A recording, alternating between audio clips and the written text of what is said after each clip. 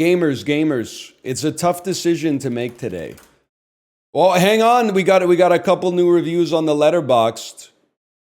Can I say that Apollo's reviews, and I think that this is why he made them, but it's starting to piss me off a little bit. Review of Dune, 4 stars. Great movie to fall asleep to. No, I do not like this review. This is a needlessly reductive review of a movie, whether I agree with the 4 stars or not. Good movie to fall asleep to. Insulting, anti-art. Dune Part 2, 4 stars. Half of this movie could just not exist. What the fuck are you talking about, man? Half of all movies could just not exist. And much like Dune 2, it would probably make the shit worse, I'd have to imagine. With a 4 star is crazy. It's letterbox poisoning, man. It's letterbox poisoning. When you give a good review, but the only content of the review is something bad. Now, Jay, on the other hand, 4.5 stars for Paddington. 3rd time around gets better every time. What did he say about Ocean's 11? He gave it 4 stars. First 2 acts were a lot of heist jargon. Felt like I was on a dialogue treadmill, but by Act 3, I was like, hell yeah, cool guy, smiley face. I can accept that. Now, I got to log my own film from this morning. We'll be logging the 2024 film Heretic, which I will be giving 3 stars. I will be giving it a heart, and I agonized over whether it was going to be heart or no heart, but I'm going to give it a heart. And I'll tell you why I'm giving it a heart. I think the first 2/3 were very good, and it falls apart in the final third. But I always try to consider an experience like a movie is the area under the curve, not simply how you felt about the very last thing in the movie you saw. So I think that overall, I had a 3-star heart experience. Even if it was a 4.5 for the first hour, and then it was like a 2 for the last 45 minutes. That's my thoughts on the subject. +2, did you give your accountant the PDFs? Yes, sir. Now, if I locked in, I probably could have given the PDFs in like 90 minutes, but I was locked out, so it took 3 hours. But honestly, sometimes it's just nice to lock out and like it gets done when it gets done. I don't think my accountant hates me. I think that they would have some constructive criticism for me. They would probably be like, please send the documents faster, and I don't disagree with that. But also, sometimes I have an in-person meeting with the accountant, and I apologize for being locked out. And then he says, don't worry too much. I have clients that literally just show up at the office with a freezer bag full of receipts and say, like, you know, do the file. So I guess what I'm trying to say is it could always be worse. I build my own spreadsheet with like income and expenses and stuff like that. And I include screenshots and the PDFs, the paper trail that like backs up all the stuff that I at least have a paper trail for. I will say, every time I like, my accountant asks me for documentation and I take like a screenshot of an invoice, it would be so easy to just do fraud. No wonder people are doing tax fraud, man. Because literally, like this is a real invoice, but you can literally just like make it up. No wonder people are doing it. You know, I'm not going to say en masse, but like from time to time. I'm doing it on the up and up. I'm like, here's a PDF that my client sent me. It says paid. Here's the amount right here. But like, you could definitely just open up like fucking QuickBooks or something and be like, hey, here's a invoice from Missing No. Trickshot Simulator. This is what it's all about, man. Peak is back. Actually, Peak is going to go on break for 1 second. I got to go to the bathroom. I'm sorry. It's one of those things where I started the stream and I was like, I'm feeling good. And then like a second later, I was like, I think it would probably be better if I went to the bathroom rather than trying to hold it in for like 4 hours and 52 minutes. So I'll be back in like, I would say 3 to 5 minutes. 5 minutes later. I'm just going to say it, top 10 decisions I've ever made in my entire life. Going to the bathroom instead of holding it. That was the right decision. Also, the Golden Globes are a fucking joke, man. How was Hugh Grant nominated for Best Acting Performance by a Male Actor in a Musical or Comedy for Heretic? That's not a musical or a comedy, man. Yeah, there's a couple giggles in it, but like, You know what it is though? It's like and I understand it though I disagree with it. It's the idea. It's the fetishization of drama at the expense of every other genre that exists in filmmaking.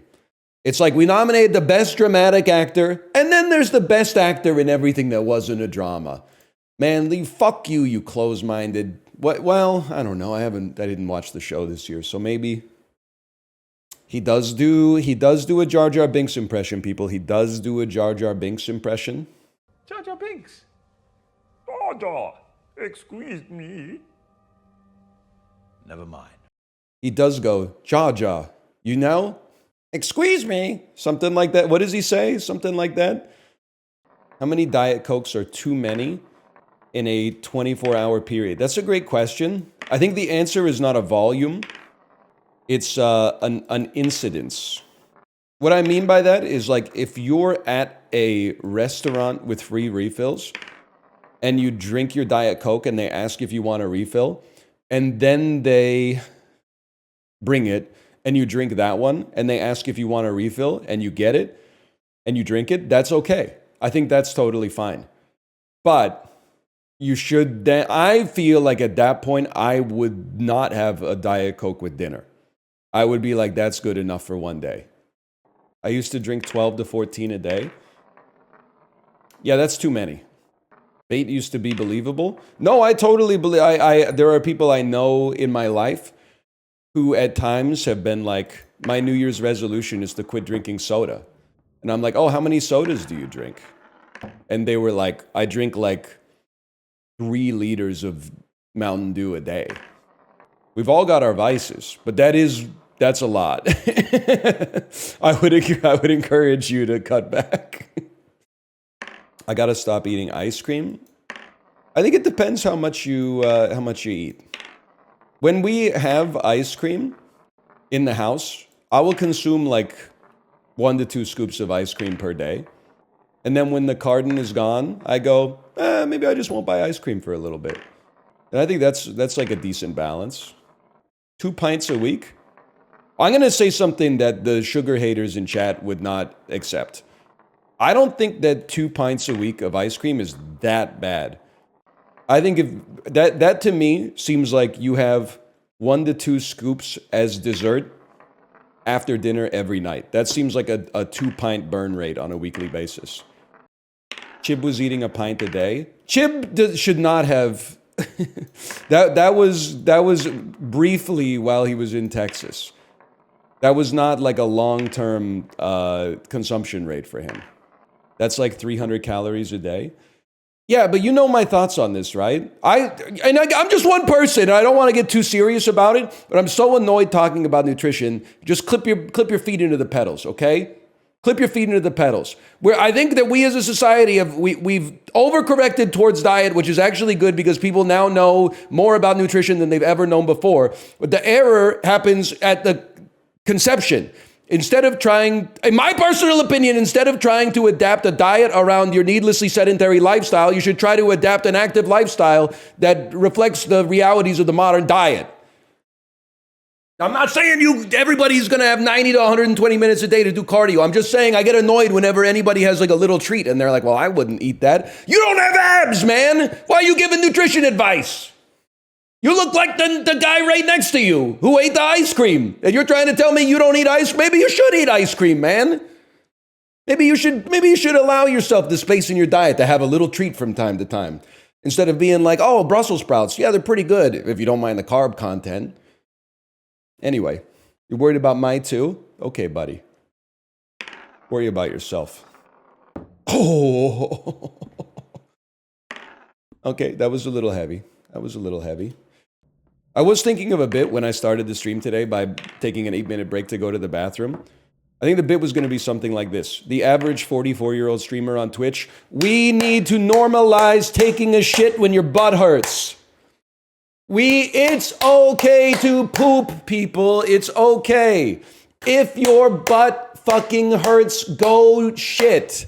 It's biological, man. We need to normalize this. Nobody's saying it, but we're all thinking it. Thank you. This is my morning inspiration. So true. Normalize using oxygen as the catalyst for the final step of producing ATP within your cells, man. You need oxygen to live. Normalize breathing. I do have to say, and I wasn't riled up. Someone in my Discord did ask me this morning, how do you feel about people who put their cell phone in a Ziploc bag and then take it into the shower with them? It kickstarted a lot of what I would describe as fruitful discussion. That was me 40 minutes ago. With all due respect, what does it feel like to have been born as an autonomous individual, but then willfully give your brain up to these companies? It's fun? Okay, all right, that's all I needed to hear. It's like, if it's worth it for you, it's worth it for me, man. It's worth it for you, it's worth it for me. They're just beaten off anyway. I would have respect if I thought that was the case. If I thought they were fulfilling a human impulse. But I don't think they're doing something as meaningful as jerking off. I think they're just scrolling. That's the model that I have in my head. Boredom's the most human impulse of all. That's what I'm saying, man. That's why you gotta experience it. That's why you gotta let yourself be bored. Also, the shower is not boring. It's like it's a miraculous invention. Like if you asked me to stand still for 10 minutes, I could do it, but I would be like, what am I doing here? But all of a sudden, if you got hot water hitting me on the back of the neck, I think I could stay there like indefinitely. You played Ludwig's new game? No, but I have a question for you. Have you guys ever noticed how much Ludwig looks like NHL player and member of Team Canada's roster for the Four Nations Face-Off, Seth Jarvis? They don't have the same color of hair, but in terms of facial structure, every time I see Seth Jarvis, I'm like, that's Ludwig, man. That's Ludwig. He has a Luddy phenotype, man. Holy moly, I see it. What the frick? Dude, look it up, man. He really does. Thank you for +2ing me on this one. I appreciate that. Anne Hathaway kind of looks like Najee Harris. Hang on a second. Najee Harris. You were so right, man.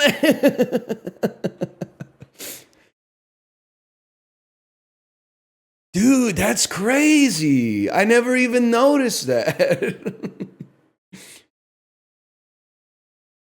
You know what I'm realizing looking at this picture of Najee Harris? I never realized that Pokemon Twitch streamer Aurix also looks like Najee Harris. It also looks like Anne Hathaway. How many levels of this shit are there, man?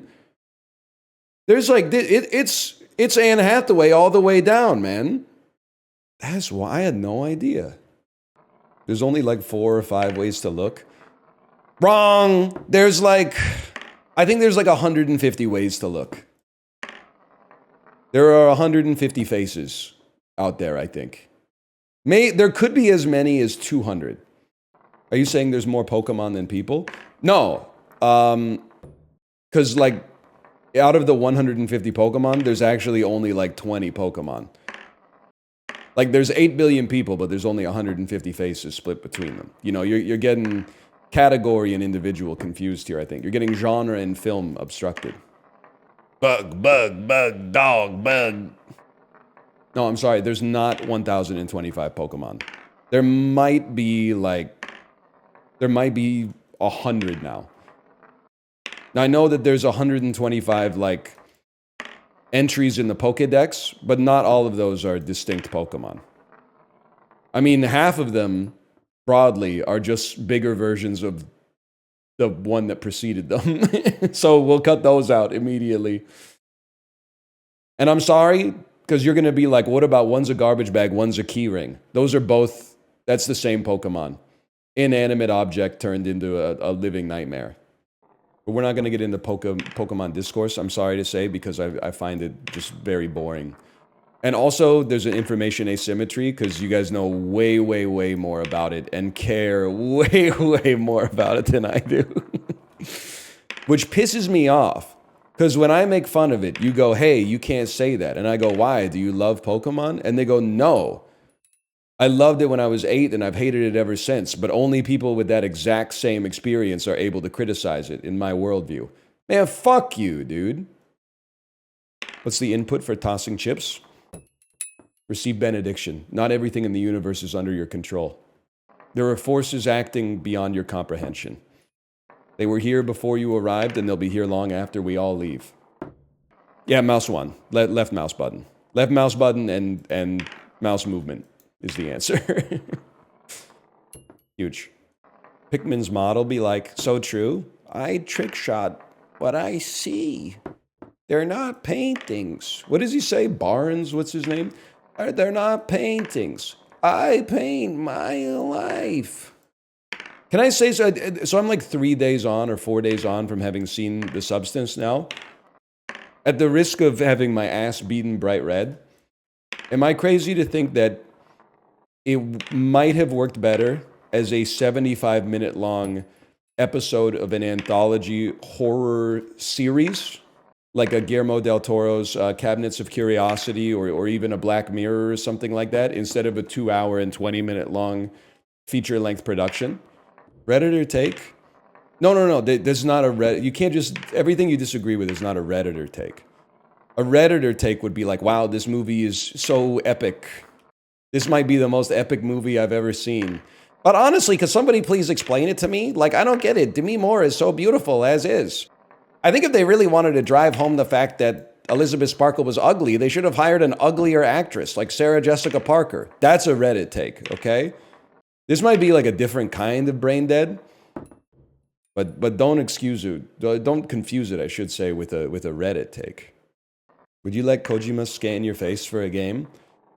Yeah, I think I would. Yeah, I don't see why I wouldn't. How about your feet?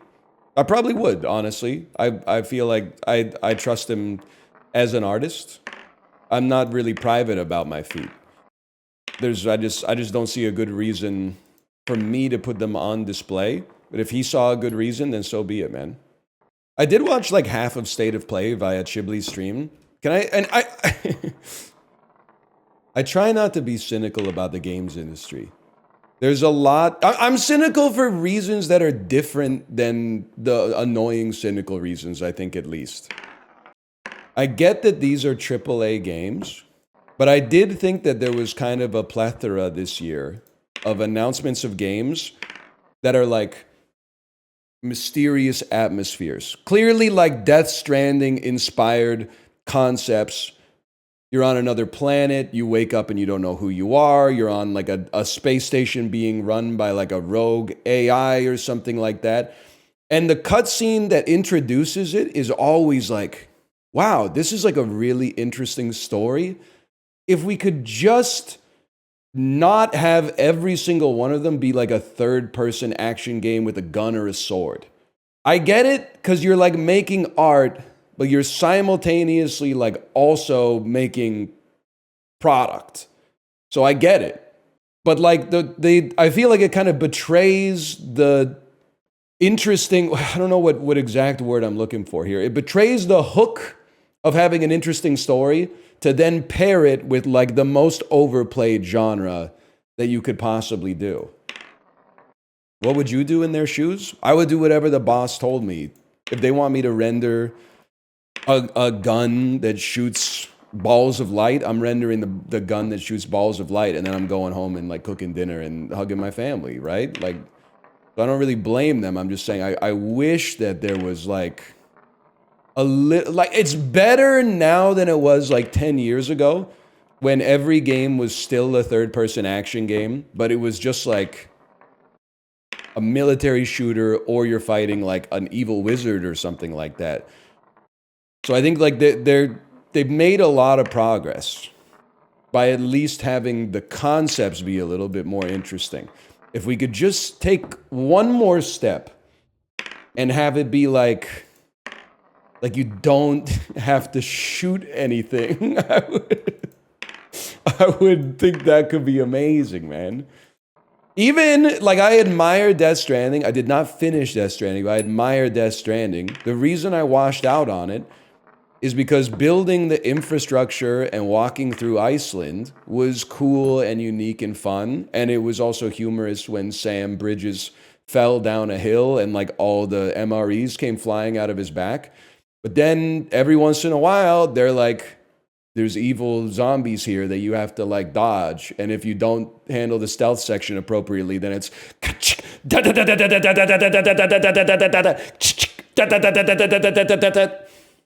but then there's too many dependencies as well, which I fully understand. Because if you need the game to be at least 15 plus hours, otherwise gamers won't buy it for the price that you need to charge.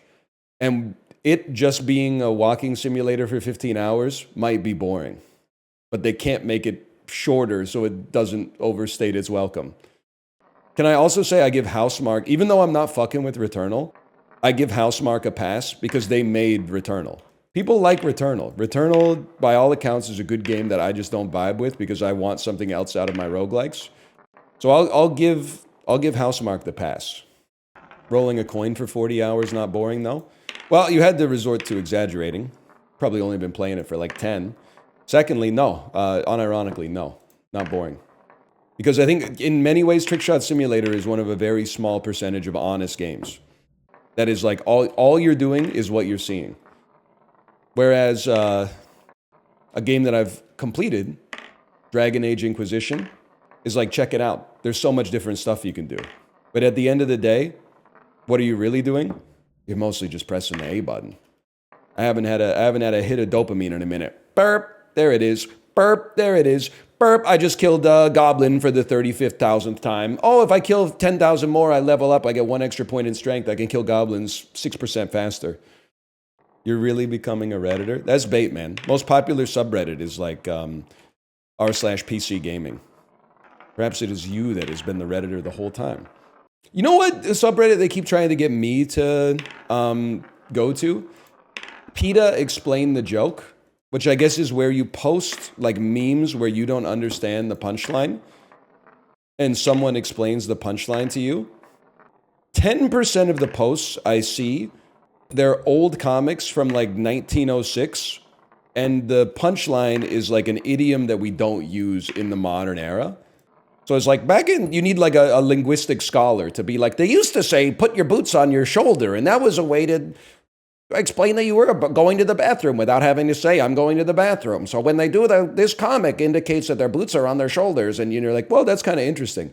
And then 90% is like, what does a ghost wash its hair with? Shampoo. And then the title is like, Peter, can you please explain this to me? I don't understand. Why would a ghost have hair? And then it drives me insane, man. I don't know. And maybe that's a personal problem, but I'm like, yeah, I stole that one from my daughter.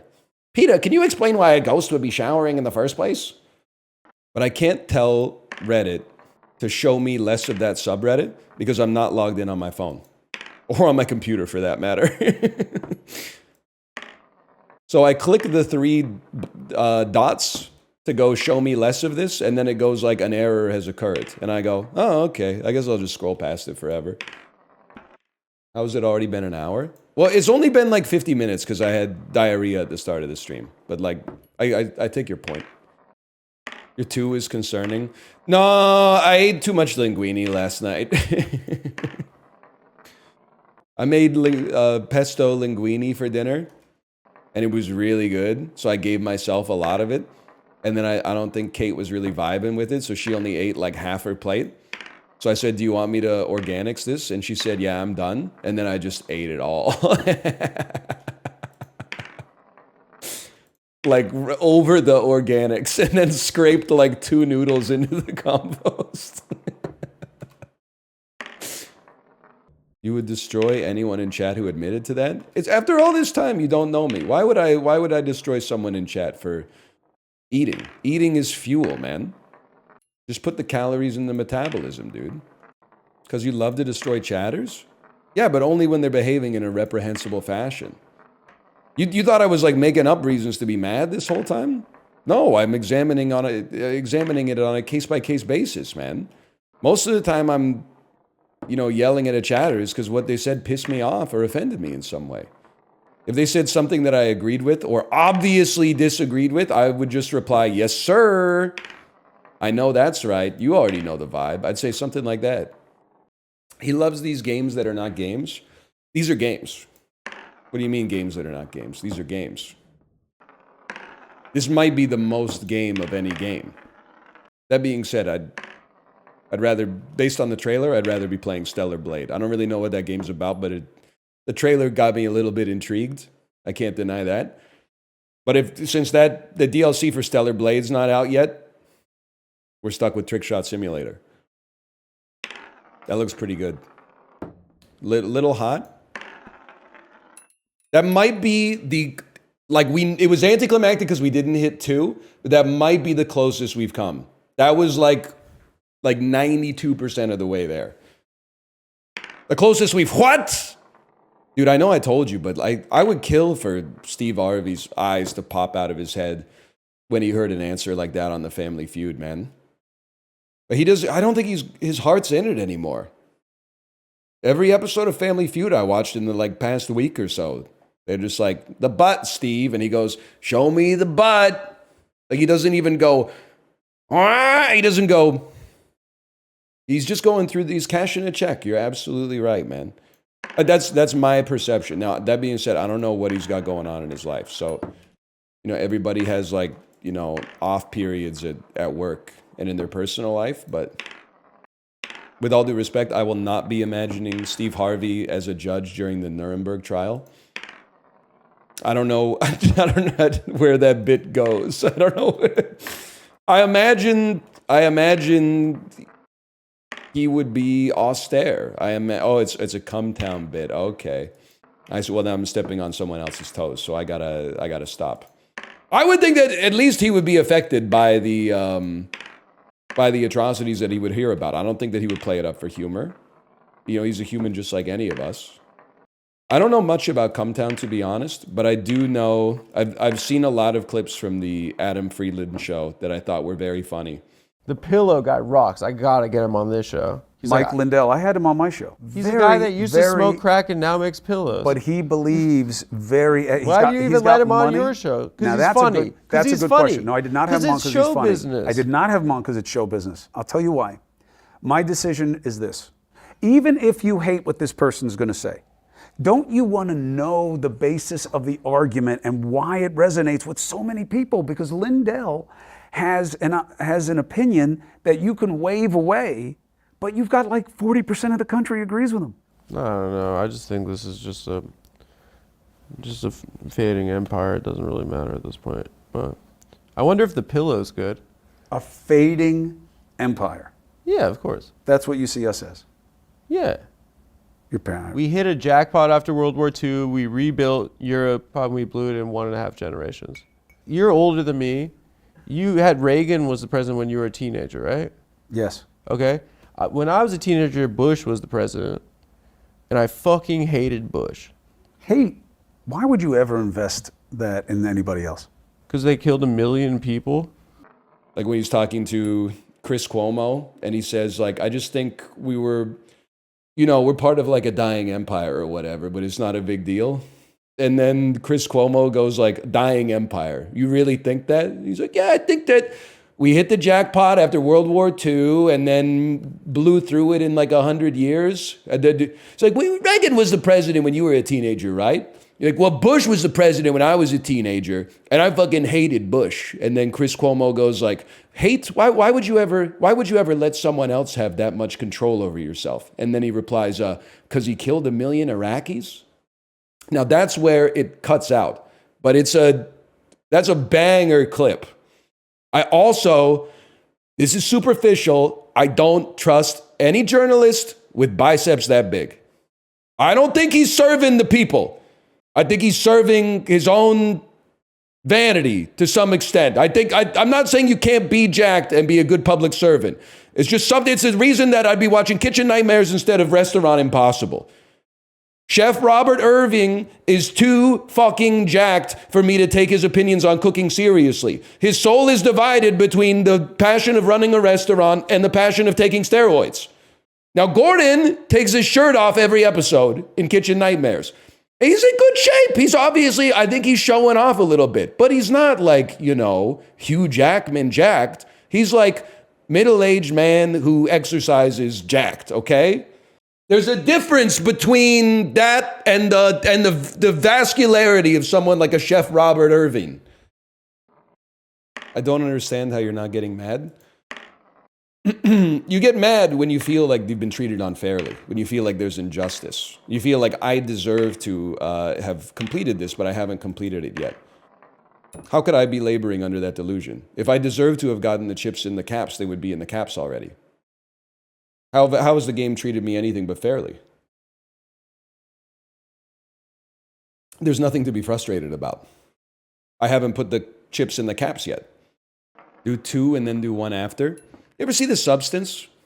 You think when Demi Moore opened the package, she thought about grabbing the stabilizer fluid out of her spinal cord before she injected herself with the activator? That's not what 1, 2, and 3 mean when they're in an order like this. You hit 1, then you hit 2, and then you hit 3. Hell no, she was not thinking. That is, well, I think she was thinking that she had a solution to her problem of being old. Sorry, we could talk about The Substance for hours. It's a very deep movie. Lots of meat to pick at for sure. Can we talk about how few instructions there were? That's true. Literally, like, the labels on my daughter's clothes have more instructions than the Substance packaging did.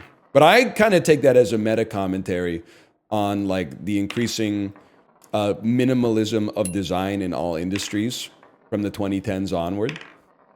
And this is like my cross to bear. A lot of you may not remember the world we used to live in, so you might not share the nostalgia that I have for the world that no longer exists. The pill bottles used to have the instructions on the bottle. You couldn't miss it. It was easy. You grab the medicine, you look at the back, it says take 15 milliliters of it every 4 hours, maximum 4 a day. Nowadays, they print a fucking manual on the back of it and then super glue it to the thing, and you got to peel the label and go, and there's like a user's manual for like how many times you got it. It's crazy, man. What was wrong with the bottle, man? The bottle instructions were goated. It doesn't stop them from having 17 registered trademark symbols. Tylenol, extra strength. Analgesic, Tylenol, extra strength is a certified trademark, registered trademark of Bayer International Corporation. Trademark. How do I take the pill, man? I'm trying not to cook my liver. They're baiting. That's true. GlaxoSmithKline, they're baiting. And I keep falling for it, man. Do you eat the Fun Dip stick? That's bait. I'm 36 years old. Of course I eat the Fun Dip stick. And I don't look when I pour, because I'm the absolute governor. I never got the appeal. It is, I mean, no, don't be ridiculous. Of course you get the appeal. It's sugar. That's the appeal. You know what's weird? This is my own hang-up. I'm not trying to say this is a universal solution. Why does buying chips feel congruent with being an adult, but buying candy doesn't? It's weird, right? Yeah. So for some reason, salt is more mature than sugar. I guess that's true. The chips that I buy now have like pictures of like mountains and people playing pond hockey and shit on them. And then all the candy is like a cherry that's bright red that goes like, wow! So that's got to be a part of it, I guess. That's true, but expensive chocolate makes you feel like an adult. More of an adult than buying chips, for sure. Like if you were buying like a Snickers, you wouldn't be like, oh, this is how like adults eat, even though I don't think there's anything wrong with it. But if you're buying like one of those like Lindt chocolate bars with like a hint of orange peel on it or something like that, people are like, oh, damn, this guy's got a mature fucking palate. It's full of cadmium. I think you've got it confused with the other corporation, man.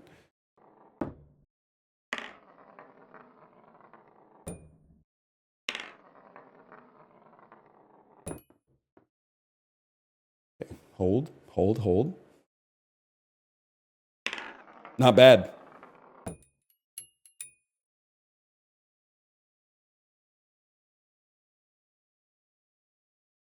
Two very clean ones.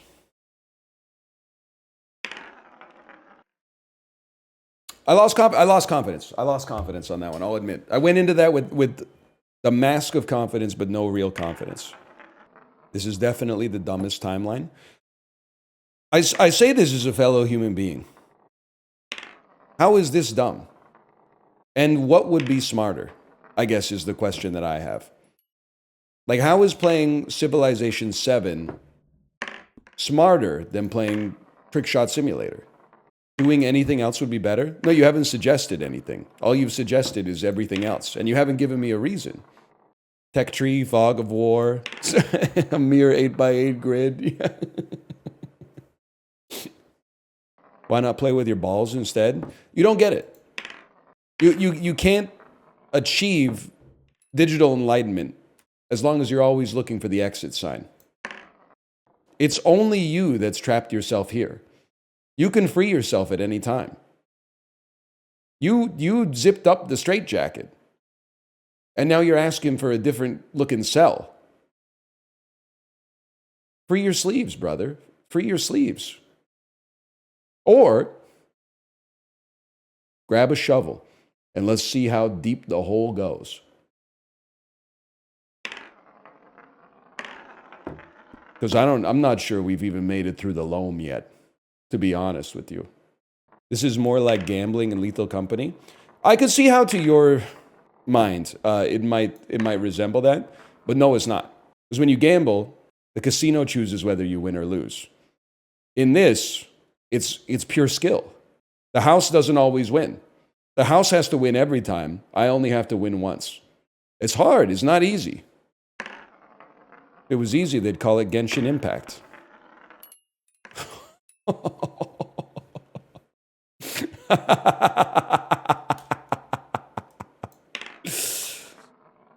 Is it legal to listen to Raindrop versus Mike Gambin on stream? They say some words that I dare not say, but they are also 13 years old. It gets claimed. That's so funny. Honestly, if I was Raindrop or Mike Gambin, I would claim it too, man. That's my intellectual property. No, not Rainbolt. Although I will say, there's lots of posts on the Vancouver subreddits lately about those Rainbolt billboards. A lot of posts that are like, I saw this sinister billboard. Can somebody please make sense of it? And it's like Rainbolt looking like this. And the text just says like, this is Vancouver. Nice. People are like, I saw this chilling billboard on my walk home tonight. Can anybody explain this to me? Coagulation or lockout? It's got to be lockout. Coagulation, I got a lot of nostalgia for Blood Gulch, but the map is too large to make Team Slayer enjoyable. Plus, you always end up with some nerd who steals the Banshee, goes to the sniper spot, and just camps there. And then unless you're on VC, like, it's just going to become like a sniper duel. It's like, it's going to become like a 2-fort. Lockout's more frenetic. I definitely prefer Lockout. What about Zanzibar? I like that the map has like 2 phases, and that cool spinning wheel is like neat. But I personally prefer a map that's like bilaterally symmetrical, I suppose. But I do like Zanzibar, don't get me wrong. I'm not going to make it, but I'll order it. Yes, man. And then, I do remember, I mean, this is the state of online gaming at like the mid-2000s. They released Halo 2 maps that were DLC, so you had to like pay for the map, which is fine. I got my money's worth out of Halo 2 for sure. On one of these maps, there was a teleporter section. So you could go through a teleporter, and then there was like a little balcony that you would be on. We, like myself, Josh, some other friends of ours, we would go on the map, just get a sword, and then have our whole team stand behind the guy with the sword, right behind the teleporter. And then for like the entirety of the 10, 20 minute long match, every 45 seconds, an enemy player would just come through the teleporter. You would just hit him in the back of the head with the sword, and then and they would die because there was no defense to it. And then every once in a while, after like 5 minutes of this, you would see like plasma grenades start to like fly up in the air, like they're trying to get you, but they don't get you. And then they like send more than one person through the teleporter, but there's like a cooldown period. It's just over and over. And then when you get in the lobby, the post-game lobby, oh, you would hear some shit that... Well, I don't know if you could handle it these days. Let's put it that way. Oh, fuck, a sex scene in the post-game lobby? Yes, man. A meaningless sex scene in the post-game lobby. 4.5 stars on Letterboxd. Good movie. I was a little uncomfortable with the meaningless sex scene in the post-game lobby. You played the guitar on the MTV. That's damn true, man. He's begging on the bongos like a chimpanzee. Oh, that ain't working. That's the way how does he do that? He goes from the laugh to the note so seamlessly. Oh, that ain't working. That's the way you do it. Get your money for nothing, get your chicks for free. That's got to be one of the all-time great, I know this song, I'll put it on at karaoke. And then you realize that it's actually 9 minutes long and they have a slur in the second verse.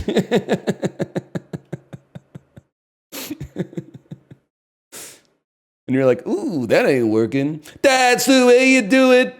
Money for nothing and your chicks. You got to hit your microwave oven.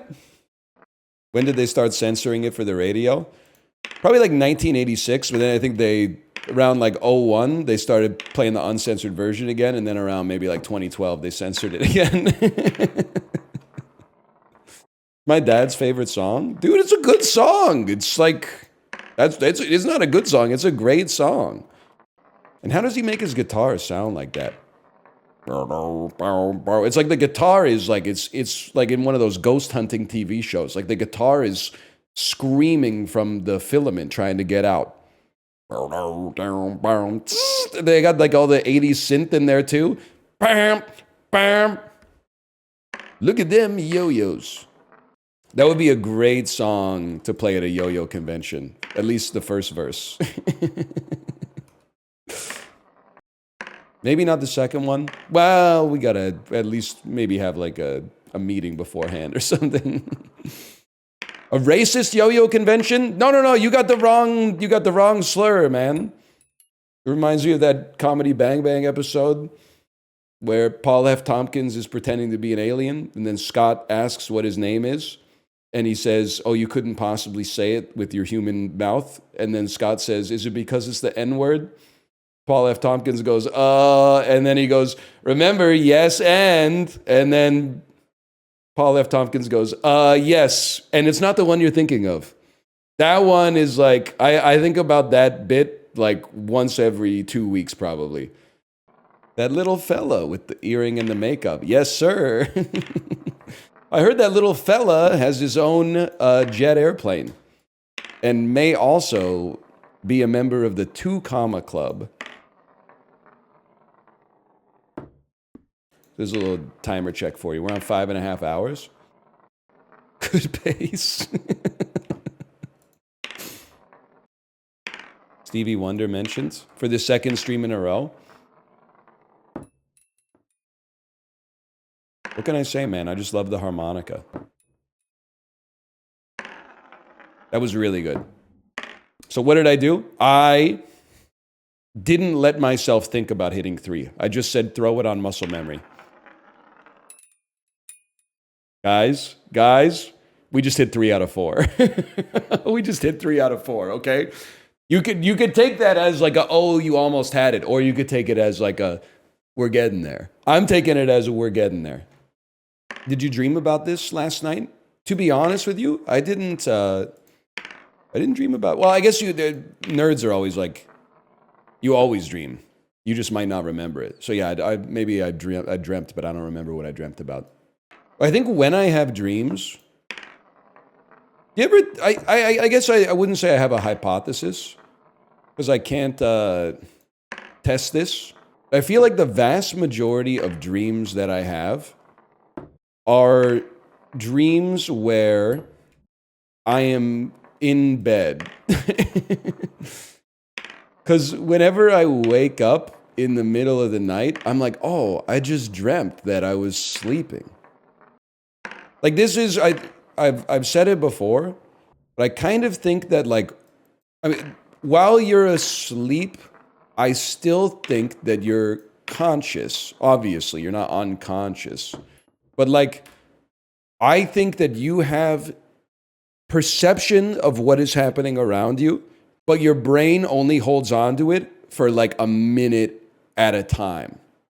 So like if a noise wakes you up, the noise has to happen before it wakes you up. But you know what the noise is that woke you up. There's no way to know what the noise would have been before you awoke. So you must have like a little memory buffer of what's happening while you're sleeping. It's like how we used to be able to hear your keyboard when you started the OBS recording. That fucks with me, man. Because I was hitting like 9 on the numpad to start recording. And then the first thing you hear in the video is me hitting the key. And I'm like, how do you do that, man? OBS has invented like, it's very small, but they've invented like a little bit of time travel technology. Like a fifth of a second of time travel. That's pretty good, man. Probably more than your fuck-ass university ever did. You're a fucking digital terrorist. That was in the cap. It was in the cap. Step to the right. 1 hop this time. 2 claps. Bring it back now. Okay, sheeple. Me at the wedding. I can't dance to this song. I'm a free thinker. My wife loves line dancing.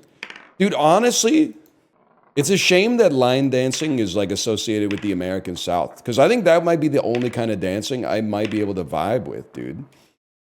Because like anytime I actually have to dance, I'm preoccupied with thinking like what move I'm going to do in my head. I'm like, I got to come up with some kind of move. But like line dancing, you just do what you're supposed to do at all times, right? Like, isn't it just like a 1, 2, 3, 4, you kick your boot up or something like that, slap it with your hand, put it down, hands on the hips, 4 beats, like spin around, put your thumbs in your jeans, pull your pants up to your belly button. Like, I think I could do that, man. That might be fun. But like, I don't want to have to change my political views just to enjoy dancing for once. I don't know how they became conflated.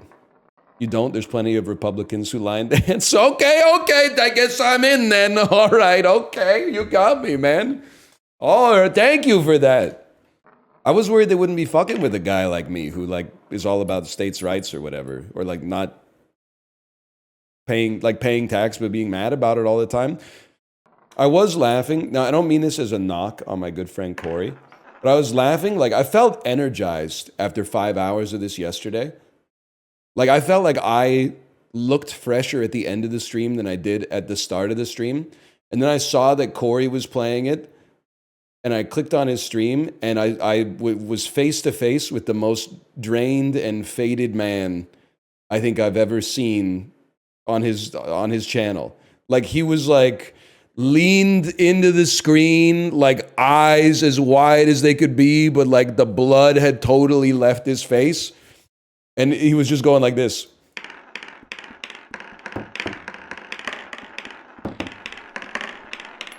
And then he would like take like a long blink. He would go like, and he might lean back a little bit.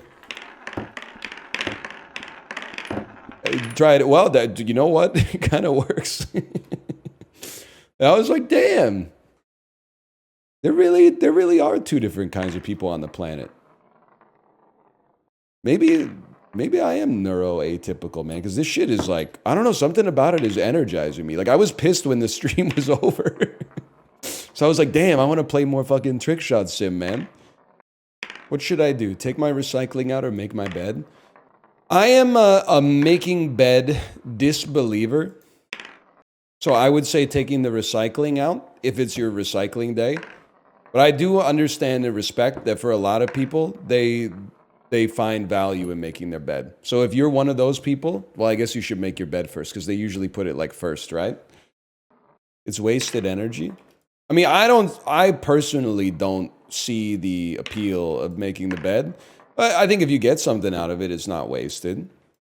Yeah, if someone is going to see our bedroom, then I'll make the bed. And pick up all the socks that are next to my side of the bed. Because it's the last thing I do before I go to sleep is take my socks off. So true. It's an engineering issue. I need like a business or a systems analyst. The hamper's on the far side of the bedroom. I take my socks off at my side of the bed. So there's an extra job taking the socks to the hamper. I really should put a hamper like next to the bed, but then it wouldn't look nice. So you could basketball shoot him. Nah, the hamper's got a lid, I'm afraid. Conveyor belt. Now we're talking. Conveyor. If I could just put that shit on the main bus, that would go crazy. Matumbo ass hamper. But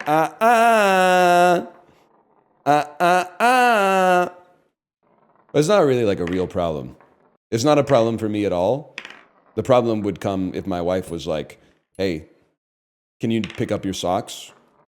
They've been, and then she'd probably say like, they've been there for a while. And I'd have to go, okay, never again will I put my socks on the ground. Why do North Americans have specific days where they have to take out the trash? There's two big trucks that come to pick up your garbage and your recycling. So you only put your cans and your boxes out on the day that the trucks are coming. Otherwise it would like gum up the alleys for everybody else that lives in the area. 3 trucks? We only have 2. Like, I don't know, the compost gets taken. I don't know whether it goes in a different compartment of the garbage truck or a different compartment of the recycling truck, but it's out of sight, out of mind as far as I'm concerned. Also, I hate to say it, but you can't just leave your cans out. Because dog owners, no disrespect, we're all God's creatures.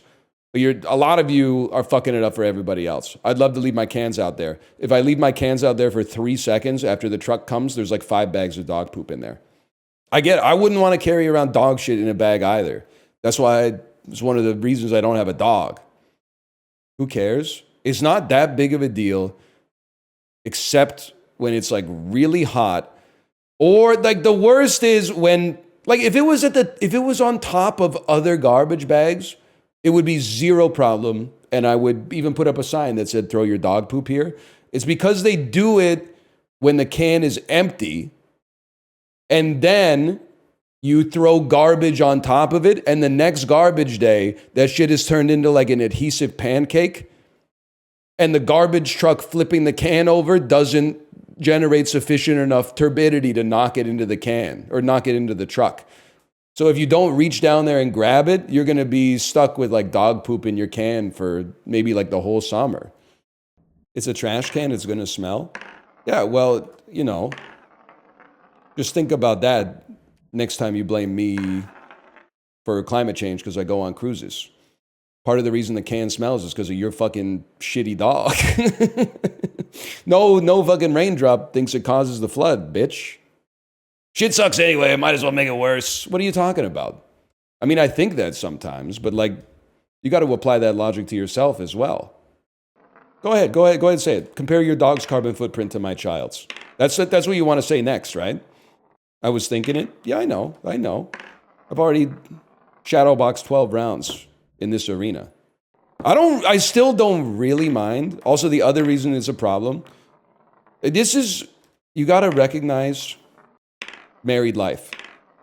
I'm a pretty laissez-faire sort of guy, but if your selfish behavior causes my wife to have a problem, my wife is going to cause me to have a problem. Ergo, I have a problem with you.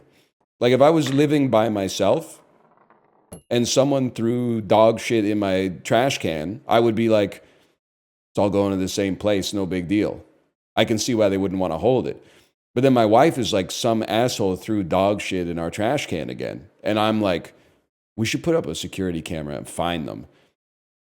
And next time they do it, maybe I should just take the bag and like follow them and go, hey, you forgot something back here. So you'll see me because of your mother-ucking fee, is what I'm trying to say. You can also get fined if things aren't sorted properly. Yeah, but that's like virtue signaling. Because they are putting the shit in the trash can, which is where it would go normally anyway. I'm also not one of those guys who's like, it's my trash can. So I don't need a reason. I don't need a reason for you to not throw your trash in my trash can. It's my trash can.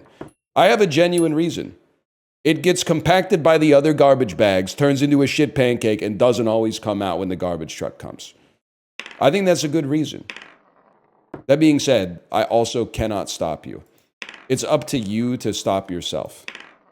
If you're okay with, it doesn't make you a bad person, but if you're okay deliberately doing a bad thing, then that's fine. I can't stop you. That doesn't make them a bad person. They might donate a bunch of money to the food bank or something. You can buy like a karma offset. It's not that big of a deal. Cardboard the bottom of the bin. No, man, because then when the garbage truck flips the can over, some cardboard's going to come out. They're going to come up to our fucking door and I'm going to get arrested. They're going to be like, you threw a cardboard box in the trash can. Don't you love the planet Earth?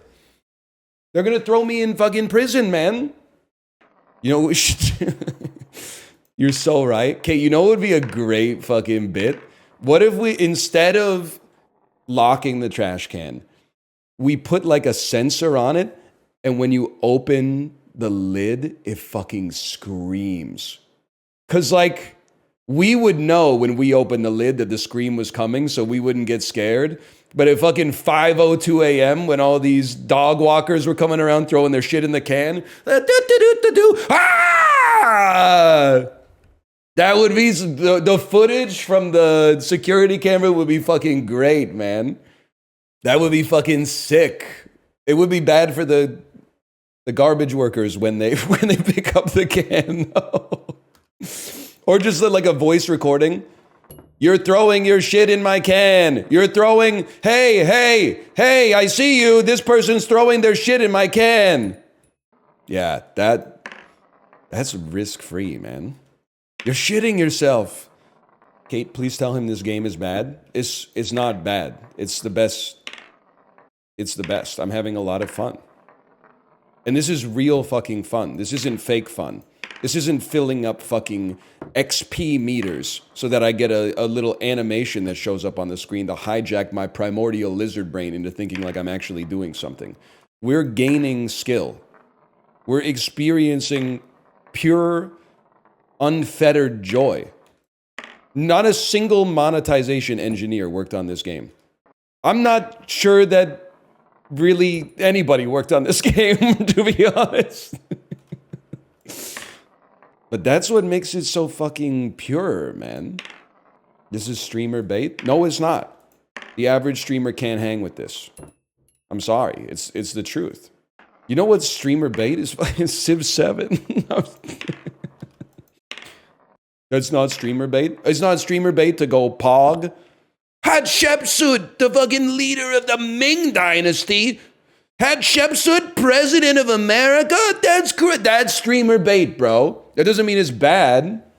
It means it's bat. What do you have against civilization? When I was 7, nothing.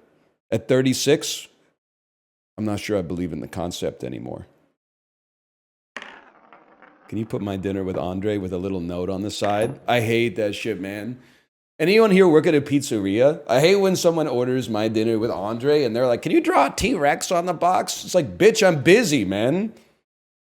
I got shit to do. I've never worked in a pizzeria. How long does it take to cook a pizza?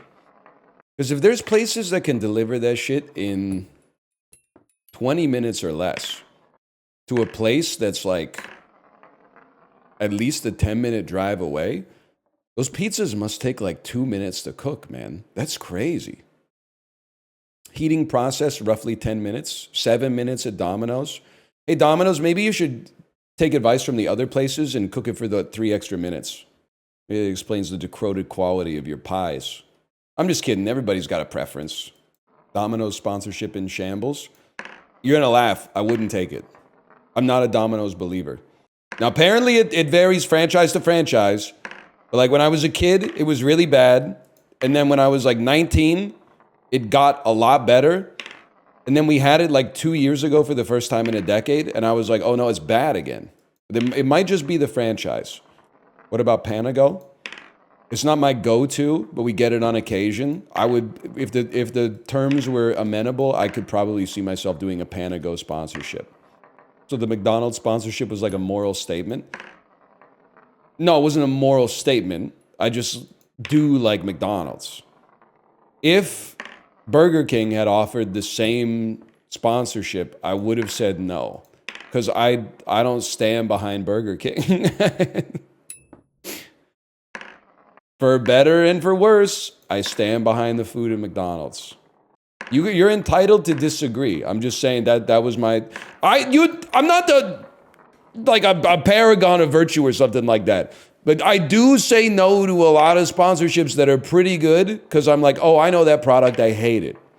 It happens at least 3-4 times a year. Some of you have sussed out what one of them is. Though I dare never confirm it verbally. And they just keep offering, and I just keep telling David, I can't. People will never take my opinion seriously again. After all the shit I've talked. Costco sponsorship about to go dummy. They don't need to sponsor. When your service is good, you save on marketing. The Chibli show. Chibli, I did not watch that Russian movie you told me to watch. I'm sorry. I watched Heretic instead. Before you watched it, did you know that birth control could exist in the arm? You know what? That's a great question. I didn't.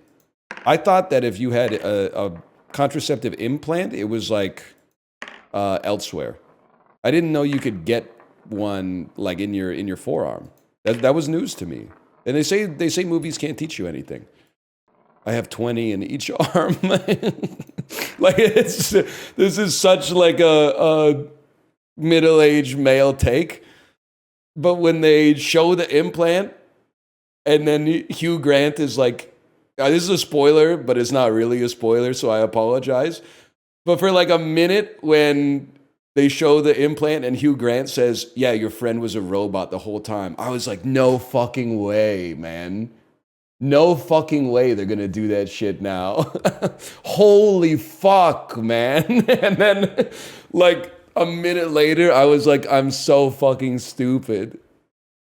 I was like, this is the best movie I've ever seen in my life, man. I didn't see that coming. That's crazy. They didn't like hint at it at all. I also love reading the Wikipedia article for it. And the controversy section for Heretic is like, many members of the Church of Latter-day Saints said they appreciated the movie for its nuanced portrayal of Mormons who are on a mission. And then the next paragraph is like, the official Church of Latter-day Saints ain't fucking with Heretic. They released a public statement that said, we condemn this movie. You gotta get yourselves on the same page, man. You're undermining each other. I think there's a rat or a squirrel in my walls. Yeah, that happens. That happens from time to time.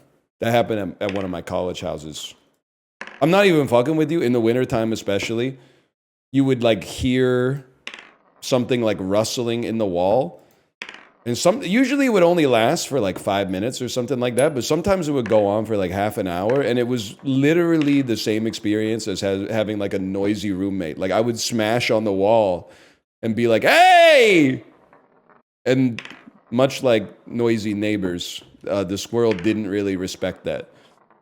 Sometimes it just made him get even more riled up, to be honest. Because like the first time you hear the squirrel, you're like, oh shit, there's an animal in my walls. But then like after a while, you're just like, yeah, that's squirrel, man. He's pretty cool. I just wish he would like keep it the fuck down. No, okay, I lost confidence. That was a good one though. Like, as long as the squirrel part of the house and the human part of the house never come into contact, then I don't really care if a squirrel's like living in the attic or whatever. Yeah, just don't make a mess. Like, clean up when you're done or whatever. Also, it wasn't even my house. As far as I'm concerned, that's my landlord's problem. Me pouring 10 liters of oil down the drain. I'm telling you, I've never had to call a plumber for a fatberg, okay? And I'll be pouring the oil, not 10 liters of it, but I'll be pouring the oil from the pan down the drain at least with some hot water running at the same time. I'm not saying it's fake. I'm sure it happens to like people who like skill difference or whatever, but I mean, as long as we're talking about household takes that everybody gets angry over, this one really riled some people out. It riled up a couple mods too. Origin, don't get baited by this, okay? I think the fire risk of dryers is like so heavily overstated. Now, it's always good to be mindful of fire safety. But like people treat a dryer like it's the reactor on a nuclear submarine. Like if you accidentally let it go for like 2 minutes too long, it's going to burn your whole house down. And I'm like, I mean, maybe if you threw like some like oily rags or something into your dryer and just said, don't stop till you're numb. But like, yeah, man, I don't know. Like, maybe you've experienced it and you could educate me.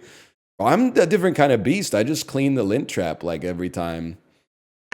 And like, don't soak my shirts in like kerosene before I put them in the dryer or whatever. Origin, I told you, don't get baited. My dryer literally lit on fire. And we put it out and then took my clothes out. They were still damp. That's fucking funny. And that's also the realest shit anyone has ever said. You'll like open the dryer and it'll smell like smoke, but your clothes will still be soaking wet. That was before we had our ducts cleaned, to be fair. After the duct cleaning, that doesn't seem to happen. But my friend in junior high had his house burned down because of a dryer fire. It should not be illegal for me to ask for more information. Do you have the insurance report? Or like the firefighter's investigative findings? Because I'm not saying a dryer can't light on fire. Like, I'm sure I could do it pretty easily if my intention was to light the dryer on fire. I'm more just like, I think that there's more info perhaps available. What was I thinking, man? I'm so stoned. It wounds my spirit every time you don't get it. See, that's great. You're close to God. That's the fucking intention, man. That's the fucking intention. You're feeling it. That's good. And I know right now you're probably like typing like feeling what? That's okay. Just go with it, okay? Your spirit is pure. You don't need to maintain like a coherent mental through line of like exactly the steps that led me to be talking about this. Just sit back and feel it, man. Just enjoy. Shoots Too Thick. What a name. Because it's a pun. And it's also a reference to that Shins album, man. Can you try a no-looker? Sorry, that was a double flusher. Like, you only flushed once. Killer Bean reference? Yep. That's all I know about Killer Bean, to be honest. Someone in chat said they had a threesome while watching Killer Bean. No disrespect, I'm happy for you. I know that room fucking reeked. I can smell the room where that happened. And I don't want to. You inflicted that shit on me. I haven't said I'm happy for you. I'm just saying I also bet the room fucking stank, dude. Why would you say that? But just picture the living situation of 3 individuals that were like, sure, Killer Bean threesome. I didn't say rat's nest. Band Kid, okay, Band Kid, I think that you're starting to get closer to the core on that one. By the way, I said I was happy for you before all this fucked up character assassination. I got a clock check. 6:47. You spent almost 7 minutes on this? Yes, man, yes. You need to work on the Tua? Yes, sir. Hang on, the joke's gonna make sense. I just need a second to remember. Jack Antonoff to Haliey Welch before they released her as an industry plant. I'm getting old, man. I did a genuine search query in my brain. I was like, I know the name of a famous music producer, but I don't know how to get it. And then I went to my brain search engine and typed Margaret Qualley husband. And my brain was like, Jack Antonoff is a music producer. I used to be a part of the band called Fun. What were the sponsored results? Can I tell you a true story, by the way? So I had never used ChatGPT until it was either last night or even early this morning. I swear it to you. But I got curious. I went to the free ChatGPT and I typed in, convince me to invest in Bitcoin. And then it rattled off like 8 points. Then I read it all and I went, okay, very impressive. Then I typed in, convince me not to invest in Bitcoin. And it rattled off like 8 points, and I read it, and I said, very impressive. But then I was like, take a side. Take a side, man. Like, you didn't tell me anything. I thought, like, at least at some point it would be like, it's a good idea, it's a bad idea, but it was just reflecting the prompt that I asked back in me. Like, it didn't do anything. It's got to be lying to me on one side, man. You made the sandwich? Well, I thought maybe I'd be like, convince me to invest in Bitcoin. And then ChatGPT would be like, don't do it, bro. It's a bad idea. But the shit doesn't contain, it was just telling me what I want to hear. I thought it was mining at some kind of deeper truth. Wasn't it helpful? No, not really. I mean, I think it would have been very helpful if I only asked it for one side. I would have been like, oh shit, those are good reasons. Then when I asked it the other side and it hit me with an equivalent amount of good reasons, I went, you don't know fucking anything, dummy. You don't know shit. You fucking idiot. Neither do you. I know, that's why I was asking. I thought it had some answers for me. I didn't realize it was just reflecting my opinion back at myself. I would love some lunch, Kate. Thank you. Worked up quite an appetite playing Trick Shot Simulator. Like, it might know how to go to the Wikipedia page for cryptocurrency, but it doesn't know what an old bookstore smells like. You're doing important work. Please never stop trick shotting.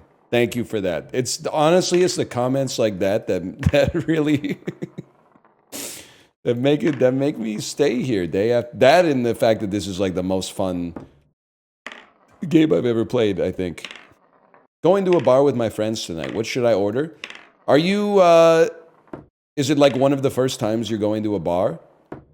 Yes. Do you want to drink alcohol? Yes. But you don't know what you want, so you probably don't have much experience with alcohol, okay? I might suggest, because I think there's two possible axes to examine the question upon.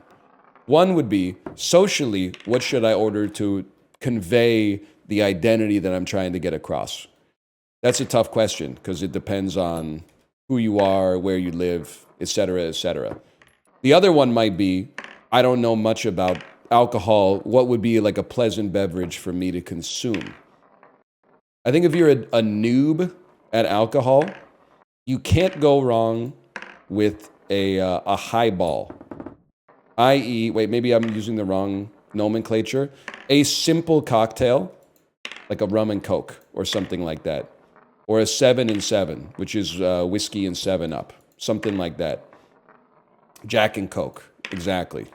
Because if you decide that you don't like the taste, it's still like 80% something that's pleasant to drink. So that I think it's a place to start if you're interested.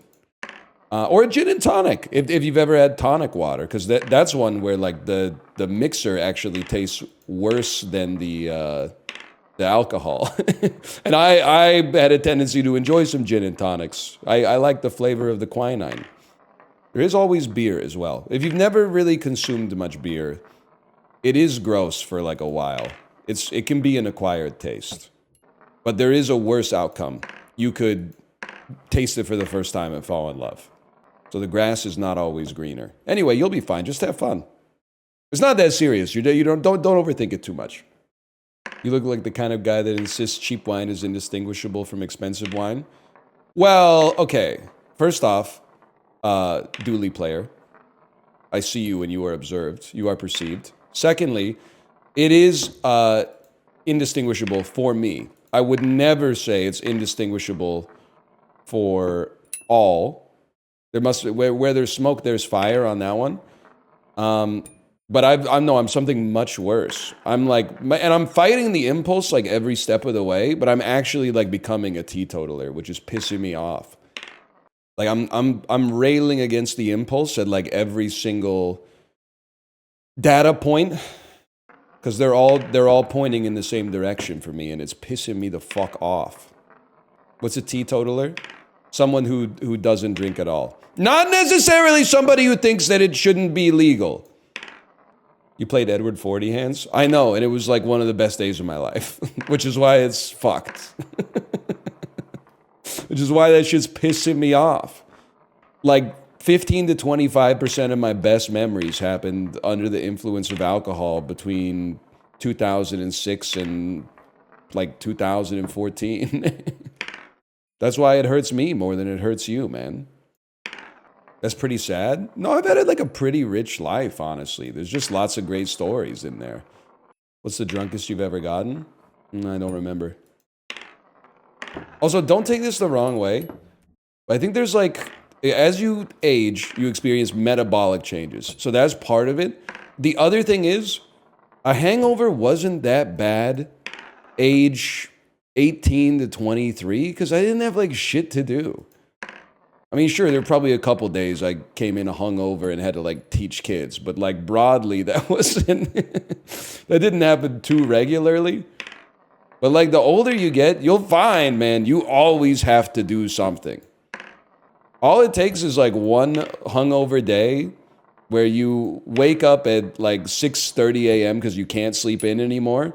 And then you get like 1 hour of like, I gotta lock in, I gotta lock in, I gotta lock in. And then like your 2-year-old wakes up and you're on all fucking day. And you're like, that was no amount of euphoria is worth riding out the hangover while also, you know, being super dad right now. Me when I sow versus me when I reap. But then the worst part is that the sowing doesn't work anymore. That was the straw that stirred the camel's drink for me. Is like even when you don't sow, you're still reaping. That shit was pissing me off. You would have like 3 beers, feel no buzz, and then wake up and be like, damn, I don't feel good. They did. They patched sowing. So the thing is that I really think you hit a dilemma in like, maybe it's different for everybody. For me, it was like, you know, maybe a year, 2 years ago. I was like, okay, so like I can have like 2 beers. I could have 3 beers, not really feel a buzz, and probably fuck up my sleep. That's not amenable. That's not acceptable. That's bad on both fronts. I could have 8 beers and get buzzed like crazy and have a hangover. At least you're getting like you're getting the sowing part and the reaping is built in. Or you could have 0 beers and then there's no sowing, no reaping. So I think that's where I've ended up on. That's a much better solution, I think.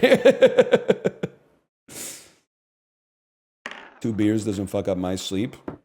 I pray it continues like that. Hang on, we gotta lock in. For your sake, I hope it continues like that, but you might want to check your HRV score.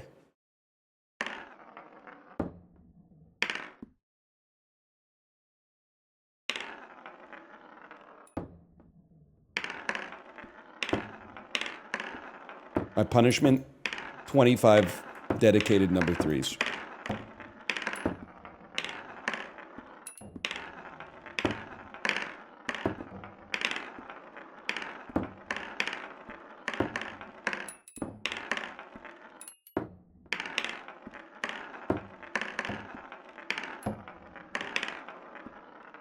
That's the motherfucker right there.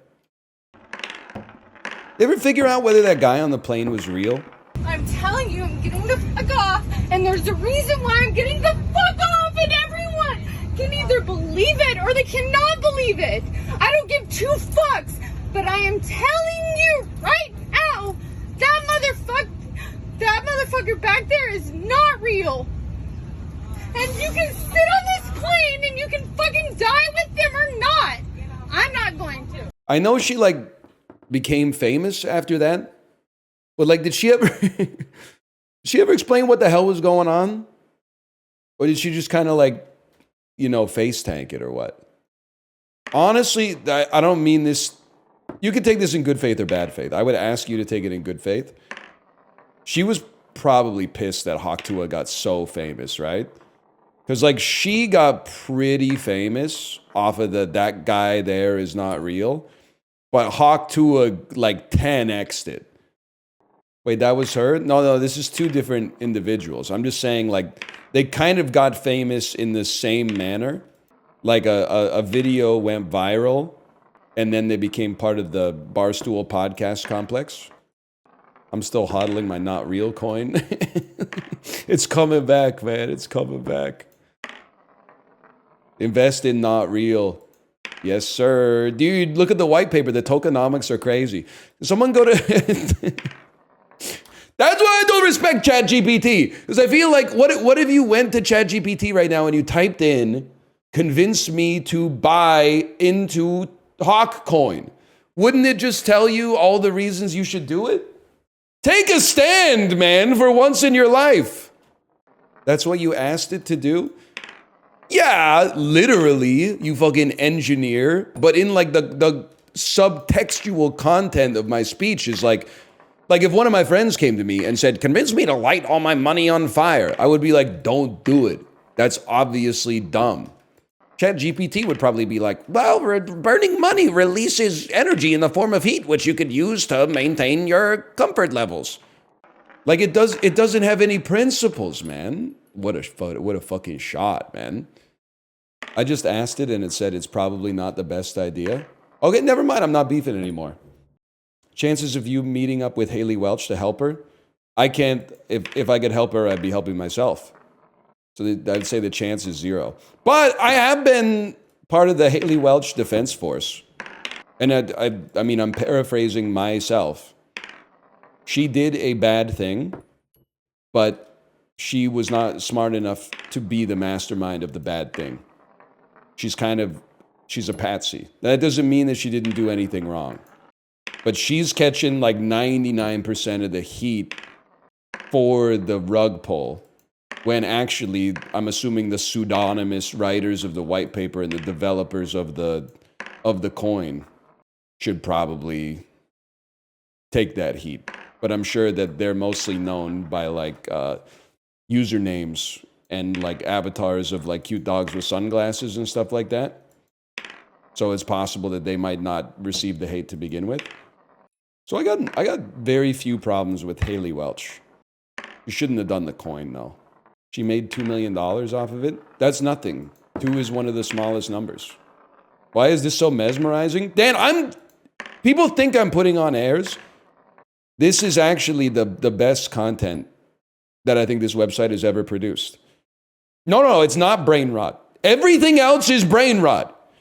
Everything else is flashing lights and distractions and experience menus and side quests and microtransactions. And if you just tweak your sensitivity a little bit, your aim will get better. Try aiming with your arm instead of aiming with your wrist. And, if I could just rank up. My life would be saved. Everything else is the rot, man. This is the fruit. This is the fruit before the rot. Wrong, play Titanfall 2. Okay, that is cinema. Titanfall franchise still pisses me off, though.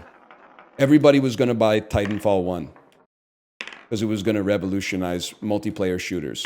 Then, everyone found out there was no 3 out of 10 tacked-on single-player campaign, so they said, screw that. I'll buy some other garbage instead.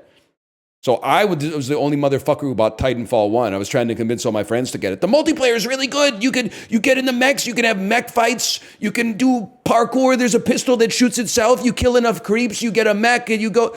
Nobody was fucking with me. All of a sudden, Titanfall 2 came out. I said, I'm not fucking with Titanfall 1 or Titanfall 2 because you guys weren't fucking with Titanfall 1. Now everybody buys Titanfall 2 and they're like, it's the peak. It's the most peak story of all time. Peloton ride today. 90 minutes in Lofoten, Norway. I'm going to say we were around 1.06 megajoules, 201 watt average. But today was a recovery day. Yesterday, I think it was like a 222 watt average. But that was a 2x20 interval day. Ever since I mostly got over my respiratory illness, I feel like I've been cooking again. That's the shot.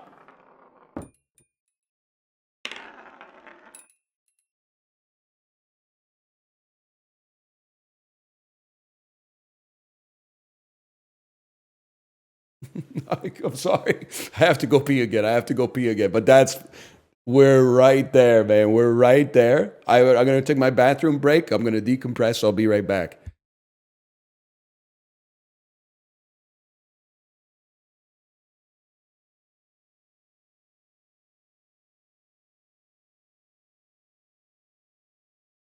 We're back. I mean, that's pretty close. Did you scream? I honestly, the fact that it didn't count but was so close is just funny. I was not mad. I wish that I were lying. But something has changed within me. Ever consider writing a book? No, if I wanted to make something that people buy but don't consume, I would grow vegetables. Now, if you'll excuse me, I'm locking in. What? You wouldn't get it, Apollo.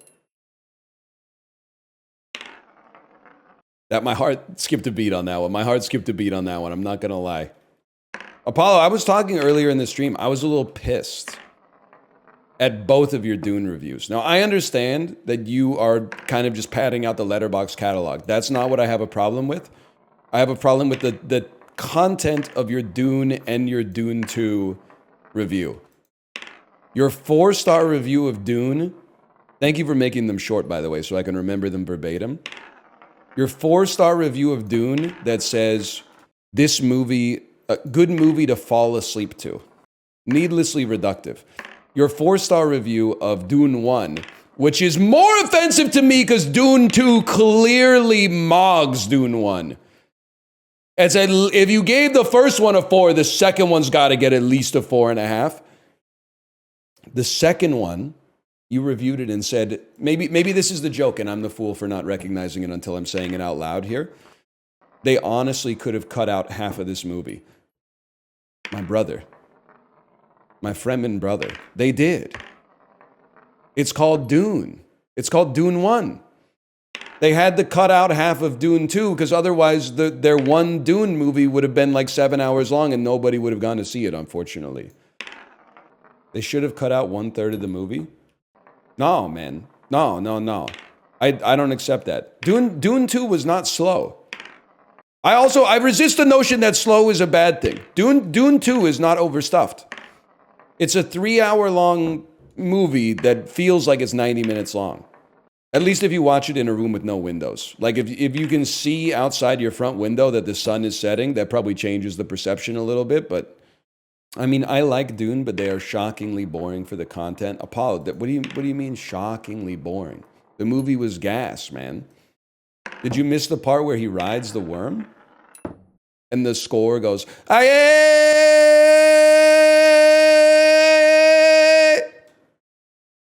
What are we talking about here?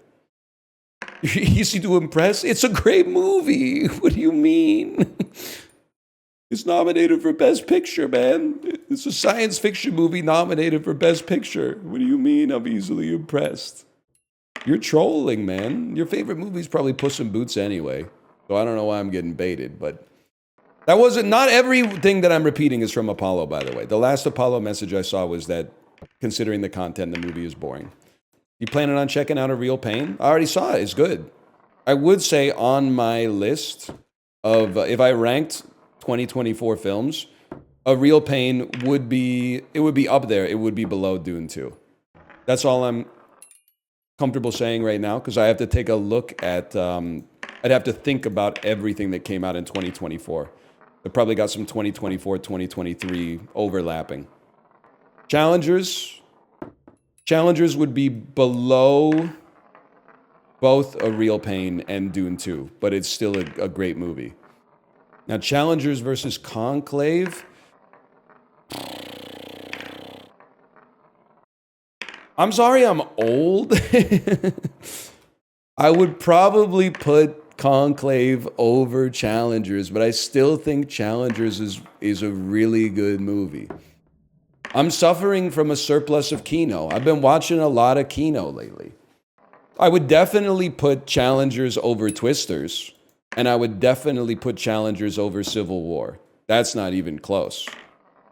Thoughts on the A24 Tim Robinson movie? I haven't seen it. I was not invited to Sundance. Maybe next year, if they see my Letterboxd.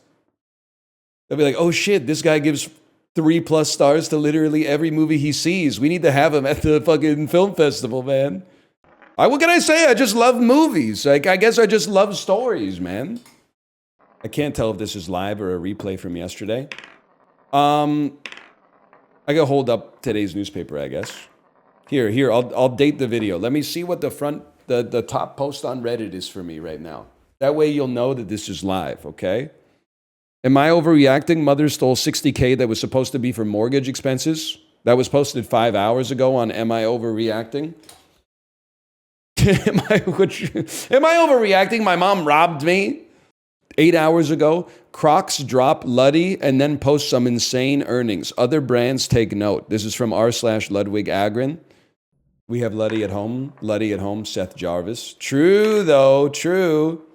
Bro, what do you mean you can't watch as long as I'm fumbling the bag? I'm not fumbling the bag, brother. This is gripping the sack. If you can't see that, then you are truly lost. You can't say that. You can't say I'm gripping. One of the many things we can't say in the modern climate. I used to say I'm gripping all the time. now that my comfort phrase has been ruined, man. This is how rich people spend their time in my head. Oh, man, let me tell you, it's so much worse. Opinions on porno being saved to your phone being the equivalent of tier 7 gooning? Chibli, all I'm going to say about that long conversation, that I would say maybe even a little over long conversation you had about this yesterday, is I think it betrayed your biases as a single man in your 20s. Because you were saying people only use their phones when they're out of the house. I'm not saying for jacking off. I'm saying you were saying people only use their phones for anything if they're outside of the house. That's not true, man. That's a product of being a single 20-something person. Because when you're at home, you don't have to, like, be around other people. When you got a family, sometimes you just get the whole family together in the living room and everybody's on their phone simultaneously. And that's quality time. Not too much, but like a little bit. Like I'm like inverted from that. I'm really only using my desktop when I'm working. The rest of the time I'm outside of the office and I have my phone in my pocket. You would be a great politician. This wasn't the question I asked. Listen, buddy. Well, yes, I do feel there's something spiritually bankrupt about jerking off to pornography and then having a moment of clarity and being like, oh shit, I gotta save this for the next time I jerk off. I do think that I think that's kind of insane. It's like I know we were talking about it, but the person in your chat that accidentally posted their pornographic link. What's up, Michael Serafan? What's Obama's wife's last name? Obama.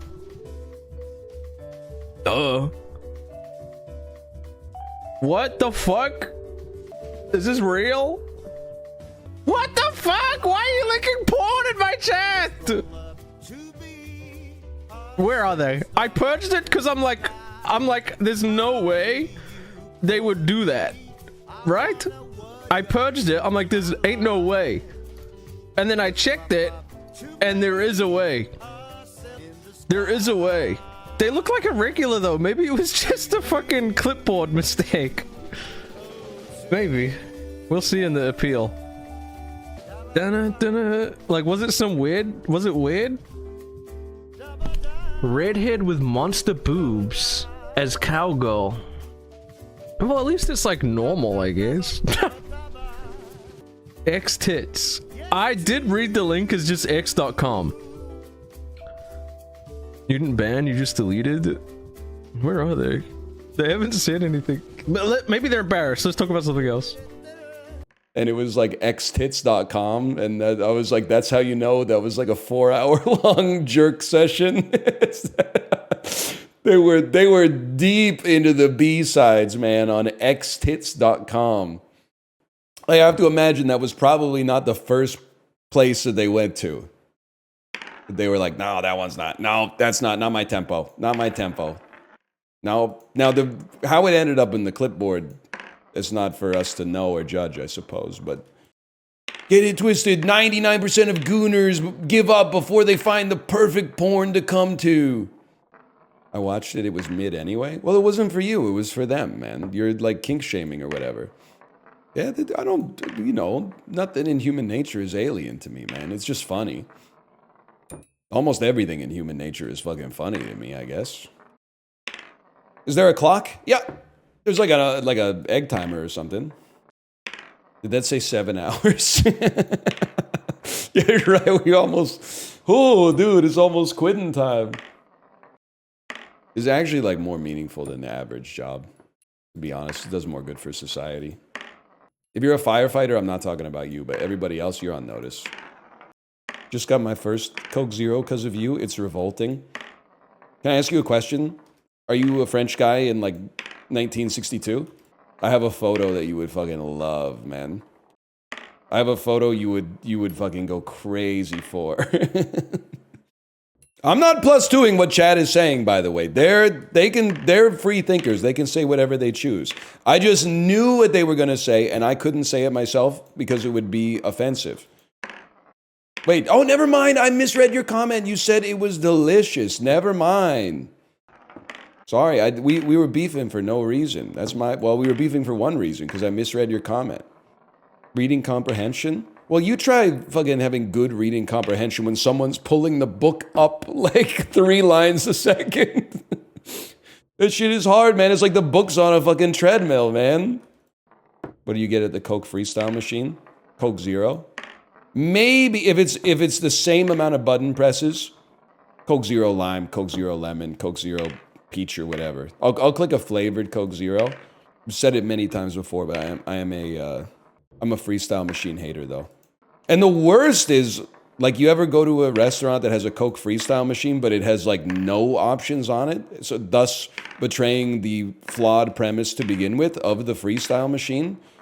Like, you pull up to the Coke freestyle machine and it's like just Coke, Diet Coke, and iced tea or something like that. And you're like, what the fuck are you doing here, man?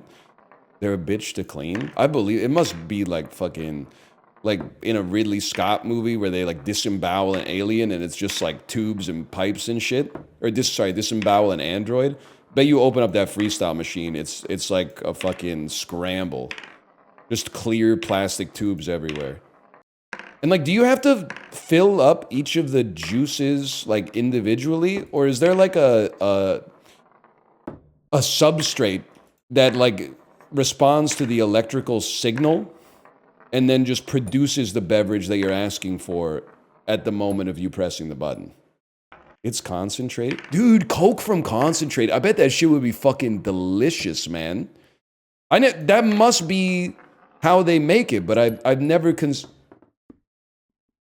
I never considered that to this. Oh, you don't like it? Yeah, okay. Well, enjoy your fresh squeezed Coca-Cola. What do you mean you don't like it? Isn't it all made from Coca-Cola concentrate? I like it when the game matumbos me a little bit. There's a few things on my bucket list, man. I should go to Belleville, Ontario, and taste a Hawkins cheesy right off the line. I bet, like, that shit is pretty good in the bags.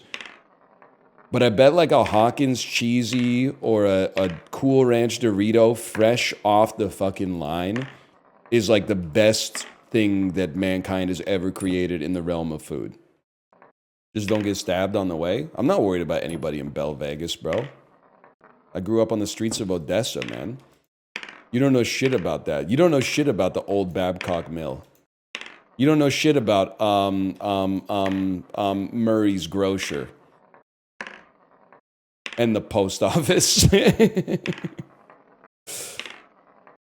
Talking about some lunch breaks. Yes, sir. You don't know shit about eating a fucking horrendous ham and cheese sandwich from the Pop-In, bro. You don't know shit about being accused of stealing chocolate bars from the corner store just because you walked in with your backpack because you're in the 9th grade, so you have to take your backpack everywhere. And then you go to leave the store, and the old guy goes, "Hey, I know what you kids are doing in here with your backpacks hanging around the chocolate bars and the chips. Don't come back." And you go, "What the fuck did he say fuck me for, dude?" I didn't do anything. If this came out on the Wii the third week of December, when you were in high school or college, this game would have gone insane. Coming back after Christmas break to college. How'd you spend your Christmas break? Oh, man. Can I show you something? Can I show you something that's gonna blow your mind? And I don't know if you, because a lot of people are hating on this game. You can't picture yourself in this situation? Your friend intros this game. And I'm talking about your friend, not like a motherfucker who you tolerate, but like your friend. They show you this game. First 15 minutes, you'd probably be like, this is the dumbest shit I've ever seen in my life. 2 minutes later, here, hand me the controller. I'm telling you, I think it would go that way. No. You could never, this is content that can only exist in the 2020s on Twitch. You can't be posting YouTube Let's Plays of Trick Shot Simulator in 2014. Because the fucking, the millennial, I say this as a millennial, the millennial fucking Redditor-ass university degree holding commenters would be like, this is a serious fall from grace for you. I know you've fallen off, but this is a new low. They don't get it. Really? The 7th Civilization game just came out and you're playing Trick Shot Simulator? Some of you get it at least. A lot of you get it. It's peak now, we've come back. Well, get ready, because I think we got at least one more session.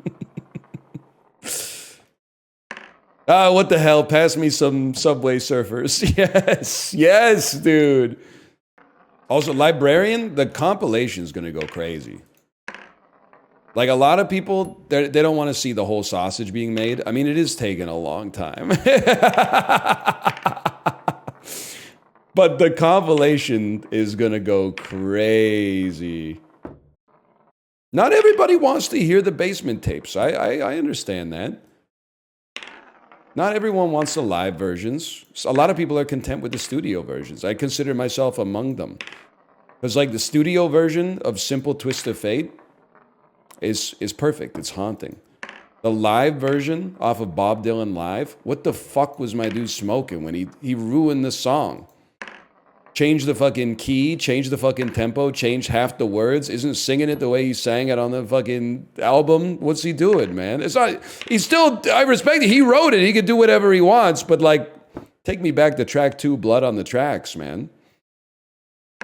It's nice to hear the lyrics change sometimes too and know that like, these were the ones that today he's like, I wish I'd put these lyrics in the song. Tomorrow he's like, no, back to the originals. Does this feel therapeutic for you? It does in a way. It's like when you're on an airplane and you don't have the internet, so like no one can bother you from the outside world. For me, this is like, it takes life, which can sometimes feel large and unmanageable, and it breaks it down to a smaller size. There's nothing else. You don't have to worry about anything else. You just have to worry about putting the chip in the cap. Wouldn't it be nice if life was this simple all the time? And all you had to do was put the chip in the cap? Now, it can't be like that. Oh. But digitally speaking, it can be. You finally discovered hobbies. I've been riding the bike a lot, but whenever I mention it, people just tell me to shut the fuck up. And I play tennis, but it's too cold to play it outside right now. Plus, the courts are still covered in snow. Plus, when I have the tennis lesson, it's 90 minutes long, but there's only like 3 minutes of actual tennis. Because first, you got to hit the balls when they feed it with the hand. Then you got to hit the balls when they feed it with the racket. Then you do like a little cooperative rallying with whoever your partner is. Then they give you like a little bit of instruction. And then, like, at that point, there's only 10 minutes left in the class, and they're like, play a little tennis. And I'm like, I gotta go. Just rent one of the courts at UBC. Brother, I'm trying, but they fucking... apparently, UBC is, like, the only school that actually cares about its alumni. So they hold all that shit for, like, they give priority to current students, current administration. I understand that. But then they also give priority to alumni. And I'm like, brother, I live in the city where the university is. That's like 80% of the people that live here. Take a class? I can't take a class. They fill up so fast with current students, man. UBC's on top. You are a lot. Actually, Kate, you might be able to get yourself into the UBC classes now that I think about it. Maybe, Kate, maybe. Once we need to get 1.5 certified first. Once we get 1.5 certified, maybe we could take a 2.0 at UBC. But I'm telling you, they fill up like instantaneously. The shit pisses me off. And I'm being serious, but it's like, because we got the same fucking infrastructure. Like, I'm pretty sure Vancouver has not had like a big infrastructure investment since like 1990. You got the same fucking community centers, the same fucking swimming pools, the same fucking rinks, everything, same amount of fucking parks. And they're great, don't get me wrong. In the last 30 years, they've added like 2.2 million people. So now you got 4 times the amount of people trying to squeeze into the shit that you built for the city when the city was 1/4 the size. You got to build some more stuff, man. We need more courts. All right, okay, we did add a bunch of stuff for the Olympics, I guess. Yes, we need, dude, train wrecks. Build a tennis academy, please.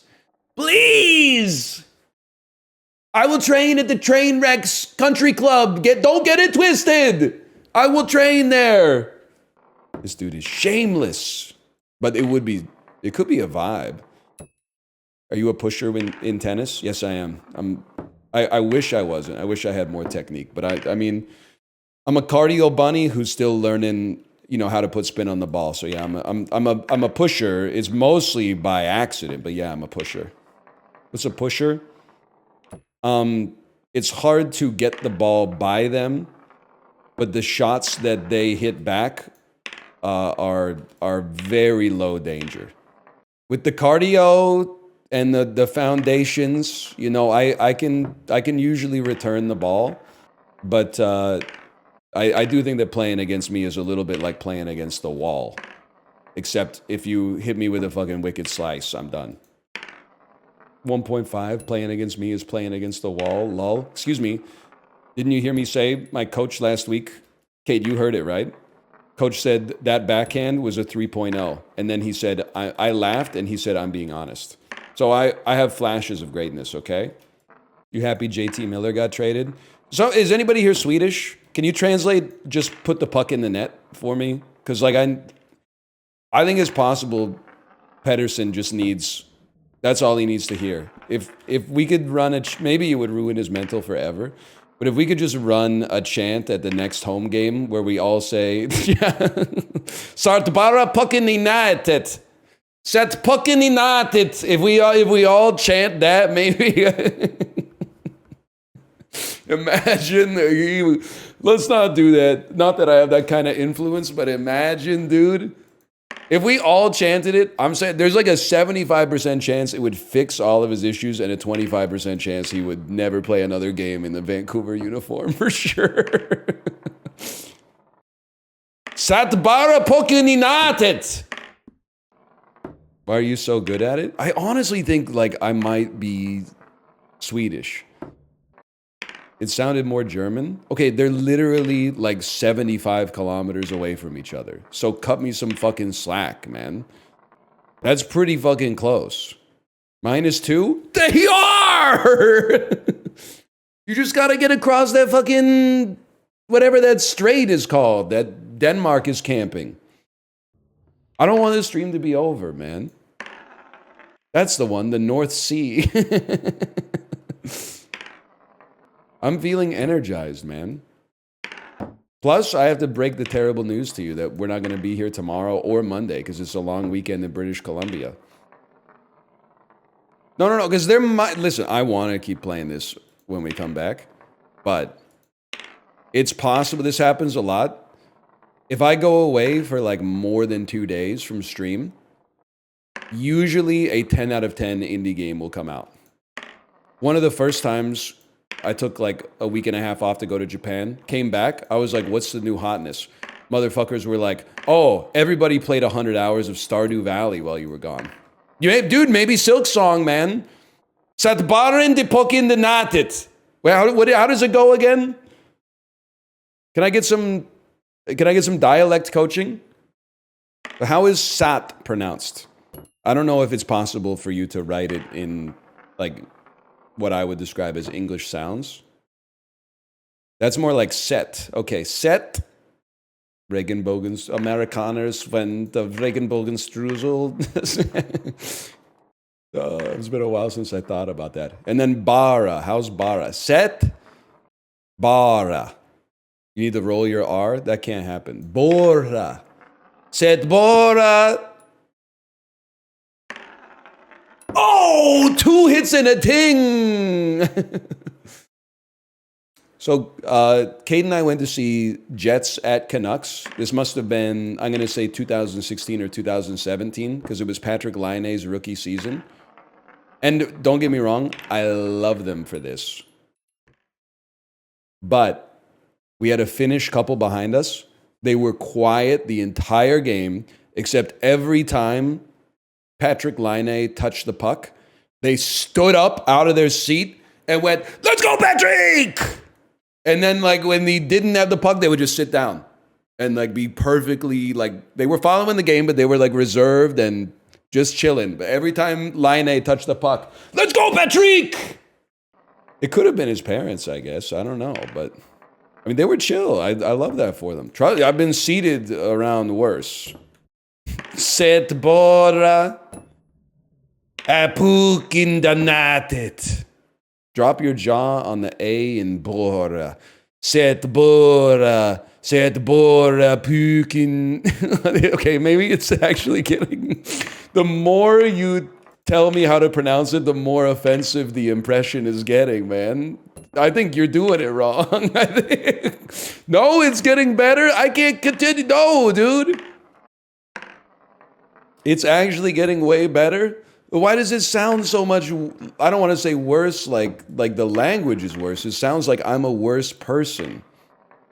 I don't think we're doing this at the game, man. We shouldn't do it to begin with. It might be like harassment, but what are you trying to say? Just put the puck in the net in Swedish? Like, I don't really know shit about hockey, but I feel like he should be shooting a lot more often because that's like one of the best way to score goals. I understand he may have like some lingering knee tendonitis or something, but still, you could just say it in English. I guess that's true. He does like speak English fluently. I forgot about that part. He does do like 100% of his communication to the media in perfect, fluent, basically unaccented English.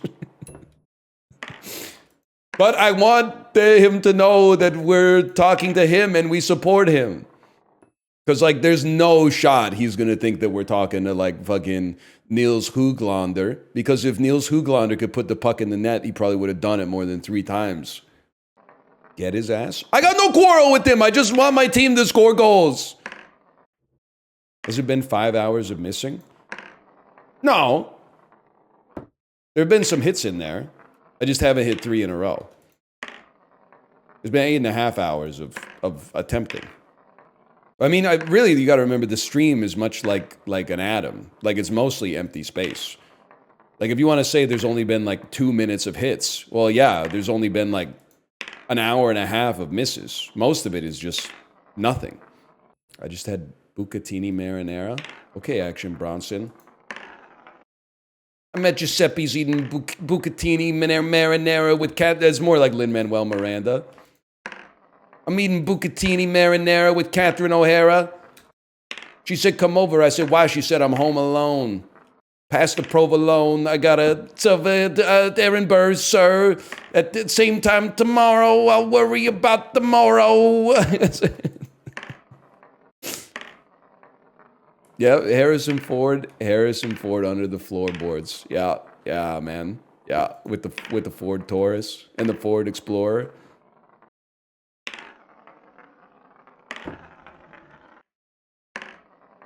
Don't tell me to put the chip in the cap in Swedish. We're supposed to use that in support of Elias Pettersson. You think I don't know what set bara means? Stop trolling me in Swedish, man. I'm gonna lose my mind! Don't type in Mandarin telling me to put the chip in the cap, okay? Oh, man. I'm getting harassed in multiple languages, man. I'm getting trolled in languages you've never heard of.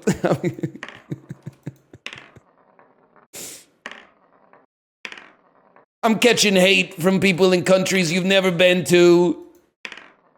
Guy who's famous for being fucking hated across the whole world, but he's flexing it. That would be a good rap, man. They're fucking hitting me with the... They're hating on me in Hindi, man. I can't even sound that shit out. That shit's in Aramaic now. I don't even know what sound the symbols make. I don't even know if you can speak it. I think it might just be a written language. Can we go back to like Latin-based languages so I can at least sound it out? Dude, Dan is on to something, man. Coming up with something new that ends up being almost exactly the same as all of your other content every single day, that's for the birds, man. Dedicating yourself to one nearly impossible task instead, that's what it's all about, man. Yeah, but Radon isn't impossible. Well, neither is in fact, I would say this is easy. Like, he's having to kill like a reborn fucking half god or something like that, imbued with the powers of Mikola. All I have to do is set bara na kappen done. You know what the fuck I'm talking about? Well, I don't know what I was thinking. I fucked up my kinematics on that one. Stop typing in Thai! Stop insulting me in the Thai language! I don't know what you're saying!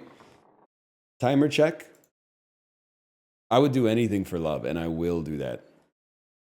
But close. 8 hours, 35 minutes, and counting.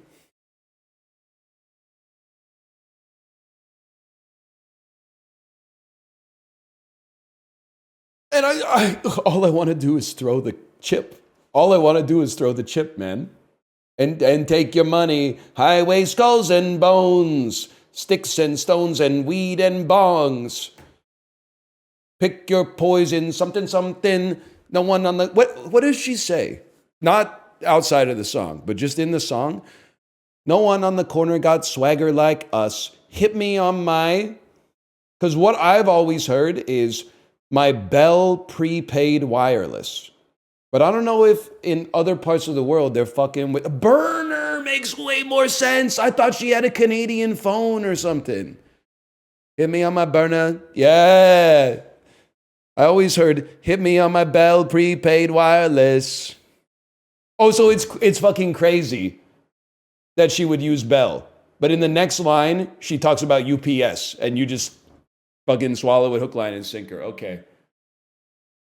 Then I close my fucking tab, and I've got Najee Harris staring me in the fucking face.